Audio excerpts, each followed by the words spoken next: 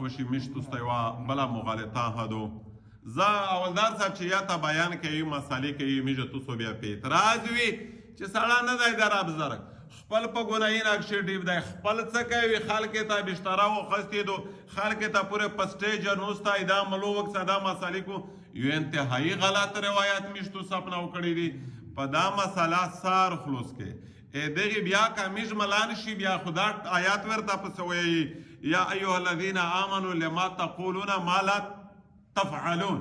میری بچ ملان شي چې آغا خبره چې خپل په ځون شنرو ر بلته ویل کوي میجه دغه معنا غلطه کی ډیر بهترین جهت کې تو مې پیدو ک پای چې ډیر خپل ځون اصلاحات وشو مو دا ډیر مسالې مې خپل زده کړې دا ضروري نه دو چې یو سړی خپل ګناهګور دی یاد د دعوت چار پرېږ دی یاد د دین پیغام پرېږ دی دین میسج پرېږ دی علما لیکلي دي چې که یو سړی خپل ګناهګور وي دا د دعوت چر کوي اخر د خپل هو شرمېږي احساس ورته وشي خپل ونی کمال تا ور پام شي کدی په دا پورې سیټي بیټي کښینی چې یاره زه ګناهګور یم زه د دین چار نه کوم آیا د دین چار ته موږ اولیاء کرام خالي وغوړي په دا ویس کې په دا ویس مخلوق شودانې کوم څوک وي چې په دا الله تعالی وي چې ډېر وړ ګناهګور نه وي لہذا دا یو غټ طنز دی دا ډېره غټه مغالطه ده چې ته ګناهګور وې ته دعوت چار کوې بزرګۍ چار کوې او بیا زه یا تا شرک نه په تو باندې یوه رایه پیش کوه او ګوته درته نسه دا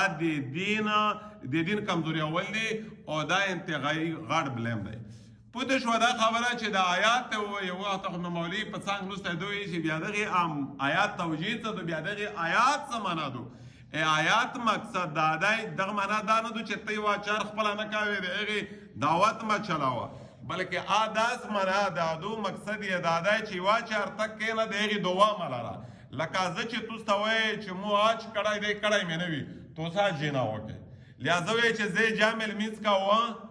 او زه کاونه په کور شه پیداره تو سایه چې و خلک د غلې ترو چې تو سه جامل موضوع تاسو د هغه عمل چې ته خپل کینو دوا خمره را بیا ځکه چې پاسپورت نه ویغه شروغله